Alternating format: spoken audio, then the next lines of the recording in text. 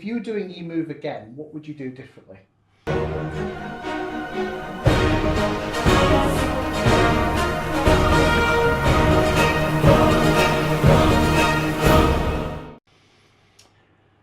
I would not be in such a hurry. I would not be in such a hurry to hire, raise, once we did start raising in 2014, and to grow. I definitely wouldn't be in such a hurry to grow market share by way of listings at any expense.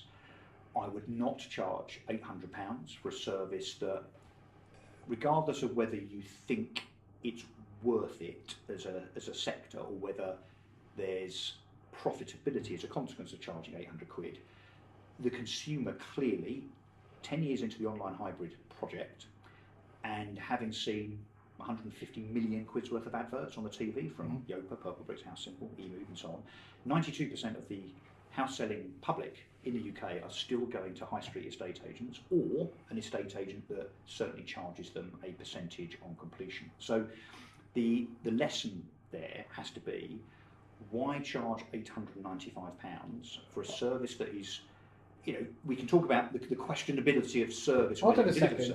Hold on. If I go back to property industry, 1 year, 2 years, 3 years, you were the prince of darkness when it came to it's all online, we're going to take 30-40% of the industry. Yes. You've gone 180. Yeah, so I was totally wrong, completely wrong. I believed it at the time. So I mean, back in 2014, 2015, I was making an argument that there was an argument that if I were to forecast a 20 to 30 to 40% market share for online, that was tangible, that could happen. Yeah, you said 50% by 2020. And I said that when? 2015 in an interview with Business. Yeah, so at the time, 4 years ago. Yeah, absolutely right. Because if you look at any other industry, any other vertical, so travel, insurance, recruitment, food, grocery, white goods, we can go on and on and on. Oh yeah, but they've all seen an inflection point much quicker. So that inflection point, in other words, the point at which your sector goes mainstream, is that like a tipping? Is that a posh word for a tipping point? Yeah. It's the Malcolm Gladwell kind of tipping point. Yes. So the tipping point has happened historically with other sectors much quicker. So therefore, look, you can, I think, kind of be forgiven. Maybe even I can be forgiven by my harshest critics for saying, oh, maybe the same thing will happen because it's happened in 55 instances over here. But there's a problem, and the problem is that the property market, and I'm not talking about service here, I'm sure you want to grill me on that in a minute. Can you provide a decent service for 800 quid? I may or may not have an answer for that, we'll see. No, but ultimately, people don't move house as quickly as they order a pizza, or they order a Ocado to be delivered, or they buy even a telly, or even book a holiday. Well, if you go 20 years ago, it was 8 or 10 years, now it's 15, 16, 17 years. Yeah, so look, my considered view now, and look, I hope that people understand that I'm saying this from a position of having learnt an awful lot from the Emoov experience.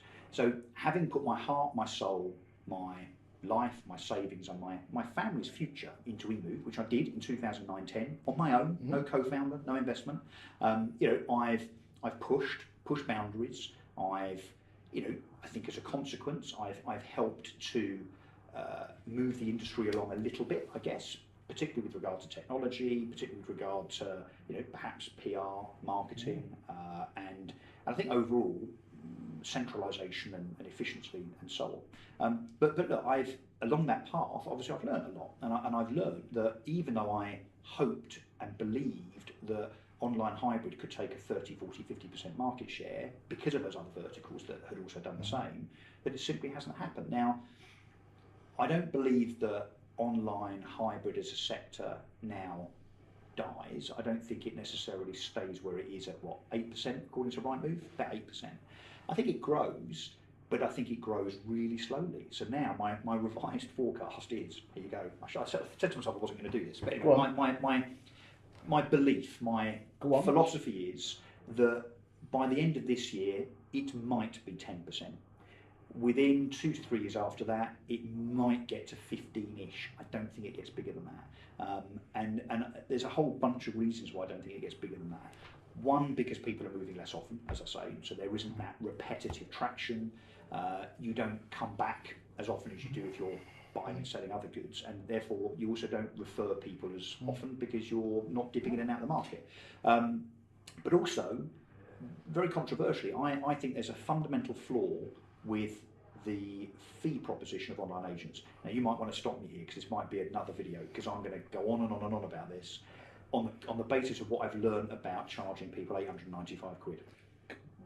Go on, just touch the surface and then we'll go into a greater depth in the next one. Okay, so I do believe that you can deliver a decent service for £895 at scale. So I do, and we were. Look, up until the last 3 or 4 weeks of Emoov, we still had a 9.4, 9.5 Trustpilot rating.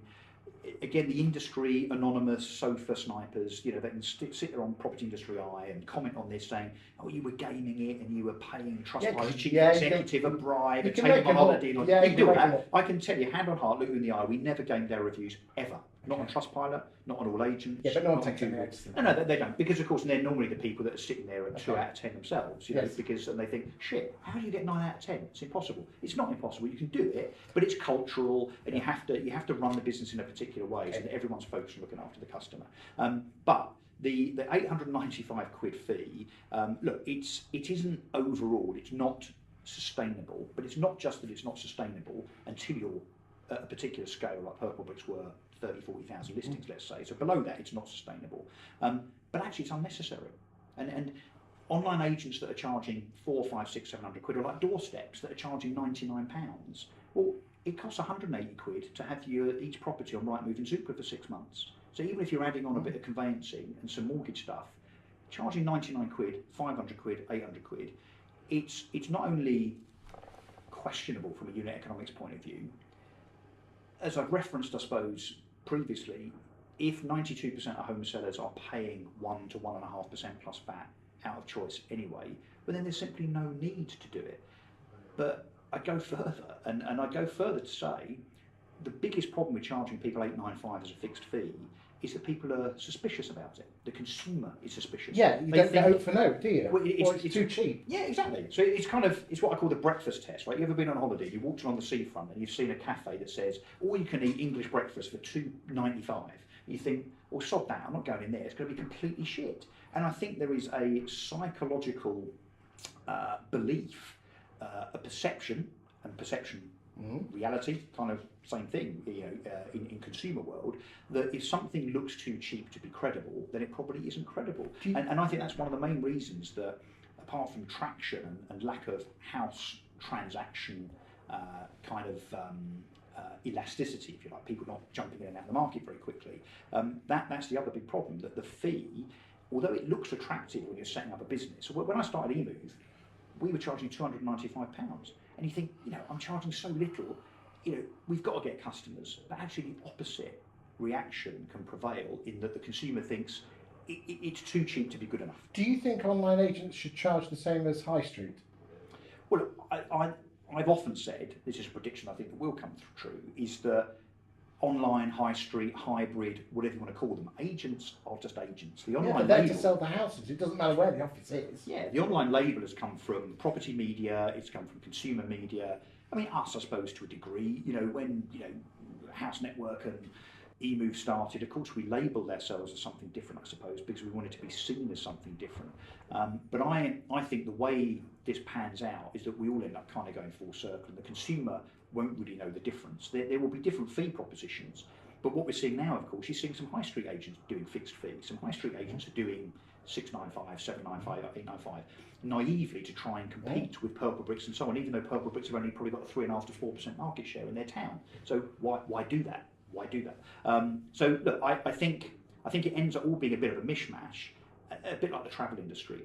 Do we go to a travel agent or an online travel agent? No, we don't. Actually, what we do, we shop by brand. We shop via Booking.com, Trivago, Hotels.co.uk, Chewy, Thomas Cook.